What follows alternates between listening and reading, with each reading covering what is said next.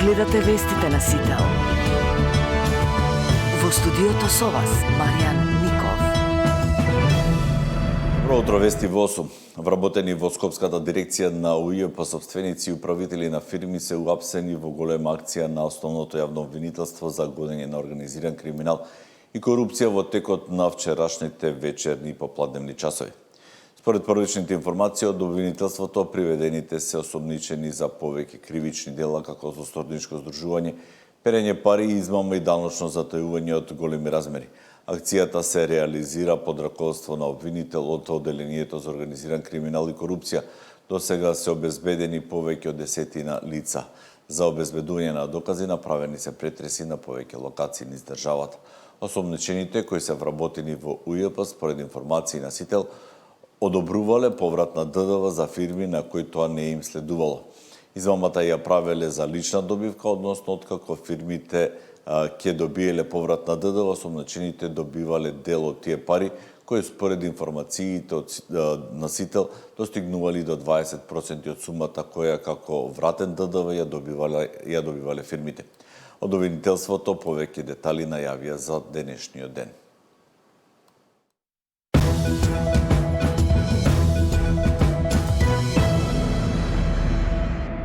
Министерот за надворешни работи Тимчо Муцински смирува откако Македонија се најде на листата од 75 земји за кои Стејт департментот го стопираше процесот на издавање иселенички визи. Оптимист е дека наскоро ќе има позитивна вест поврзана со визниот режим со САД. Опозицијата пак критикува дека Македонија се нашла во друштво со Сомалија поради антиевропски и антиамерикански политики на актуелната власт. Ако сте студент кој сака да учи во Соединетите Американски држави, планирате туристичка посета или имате закажано бизнис состанок, слободно може да аплицирате за виза. Последната одлука на Стејт департментот за пауза на постапките за издавање иселенички визи нема да влијае на овие категории патувања. Промената се однесува само на луѓе кои сакаат трајно да се преселат во САД. Министерот за надворешни Муцунски вели дека не се работи за никаква црна листа или прекин. Земјава е во активна комуникација со американските институции, а решението е прашање на време. Ние сме во комуникација и со амбасадата на Соединетите Американски држави во Скопје. Нашата амбасада во Вашингтон комуницира со американскиот Стејт департмент. Сакам да истакнам дека согласно нашите информации од конзуларна природа, најмал број на апликации кои што ги има во нашата држава се апликации за овој тип на визи и генерално се работи за граѓани од една повозрасна категорија. Муцунски оцени дека Македонија има одлични односи со Соединетите држави и дека во наредниот период се можни и позитивни изненадувања. Оставете малку на времето, оставете на нашата комуникација, на фактот што имаме одлична соработка со нашиот стратешки партнер и еве тоа што можам да го кажам е дека во следниот период, па можеби во следните 6 месеци, дополнително позитивно ќе се изненадите од тоа што може да се случи во развојот на визната политика на САД кон нашата држава, односно да почнеме да затвараме прашања кои што 20 години се обидувавме да ги затвориме. Зошто Македонија се најде на листата заедно со уште 74 земји за замрзнување на имигрантските визи? Шефот на македонската дипломатија вели дека е дискутирано, но е некоректно тој да ги кажува аргументите што доаѓаат од другата страна. Од СДСМ ја обвинија власта дека тера анти-ЕУ и антиамериканска политика и ја води Македонија кон целосна изолација. САД носат специјален закон за Западен Балкан, насочен директно кон борбата против криминалот и корупцијата, и ова се само првите чекори кои што засега ги гледаме. Следуваат и црни листи, се најавуваат и можни санкции. Паузата ќе почне на 21 јануари и ќе трае неодредено време. Стејт департментот ќе ја користи својата долгогодишна надлежност да ги прогласи за неподобни потенцијалните имигранти кои би станале корисници на јавна помош во Соединетите Американски држави и би ја искористувале великодушноста на американскиот народ, изјави портпаролот на Стејт департментот Томи Пигот. Претходно Вашингтон соопшти дека се поништени повеќе од 100.000 визи откако Трамп се врати во Белата куќа, што е рекорд за една година. Депортирани биле повеќе од 600.000 луѓе, додека 2,5 милиони сами ги напуштиле Соединетите држави. Мартин Арсов, Сител телевизија.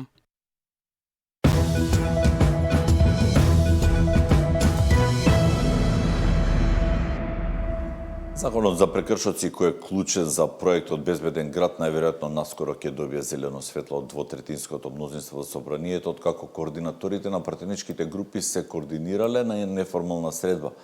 Нема конечен договор, но има приближување на ставовите. И на овој состанок, како и на оној во клубот на пратеници, изостанаа представници на СДСМ. Законот за прекршоци треба да биде првиот производ на позитивната атмосфера на вчерашната лидерска средба. Дел од координаторите на пратеничките групи предпладнево имале неформална средба на која почнале комуникација, но финален договор се уште нема.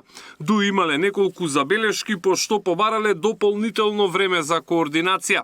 Информацијата ја потврди и собранискиот спикер кој очекува брзи резултати.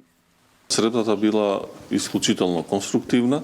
Очекувам дека денеска веќе веднаш ќе има средба на координаторите во собрание и ќе почнат со работа да ги усогласат законите за кои се договориле да ги донесеме што побрзо. Околу народниот правобранител? Исто така, да.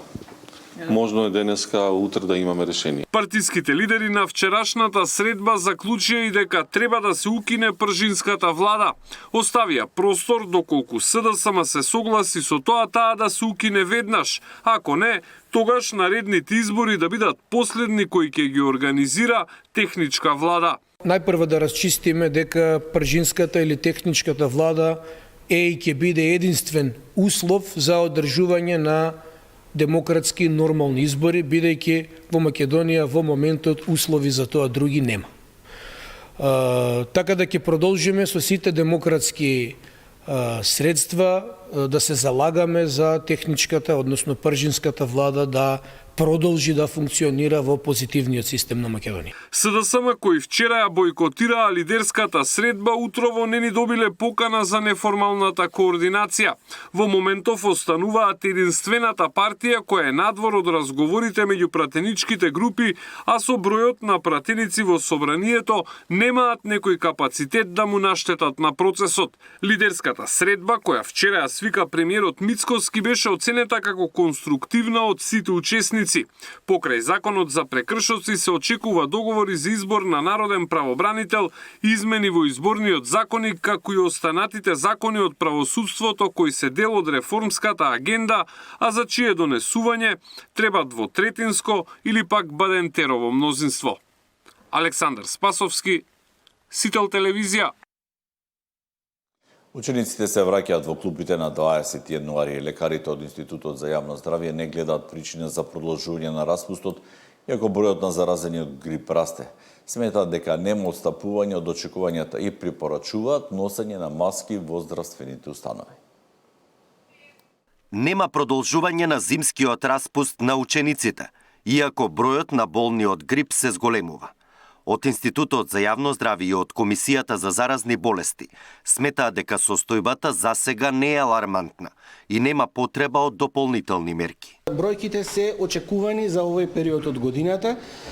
Точно е дека имаме раст неколку недели порано од она што било очекувано, но засега барем сме во една средна активност и тоа засега не дава можност да даваме некакви претерани мерки кои што би ги зафаќале граѓаните, нешто како што кажавте вие, продолжување на зимскиот распуст. Сепак ја следиме состојбата и доколку има било каква промена, ние ќе апелираме и ќе дадеме соодветни мерки.